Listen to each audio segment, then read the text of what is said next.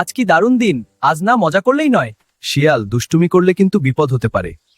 কেন বিপদ কেন হবে? তোমার দুষ্টামির কারণে সেটা সময় কিন্তু বলে দেবে। চলো আমরা কোথাও ঘুরতে যাই। ঠিক আছে, চলো।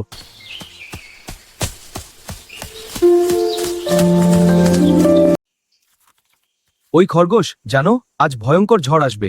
কি সত্যি নাকি? হ্যাঁ সত্যি, এই জন্যই তো তোমাকে বলছি। তাহলে এখন আমি কি করব? সব খাবার আমাকে দাও, আমি বাঁচিয়ে রাখবো। আচ্ছা, তুমি নাও।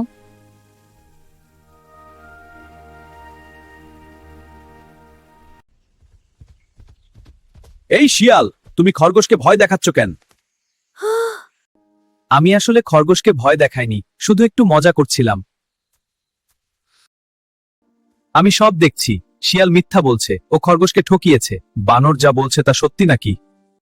না মানে, আমি একটু মজা করেছিলাম। তোমার থেকে এটা আশা করিনি। তোমার খরগোশের ভালো বন্ধু হওয়া উচিত। মনে রাখবে, কারোর সরলতা এবং দুর্বলতা নিয়ে মজা করা ঠিক না। আমি ভুল করেছি, আমি আর মিথ্যা বলবো না। যদি তুমি আজকে থেকে ভালো হলে আমরা সবাই তোমার বন্ধু হব।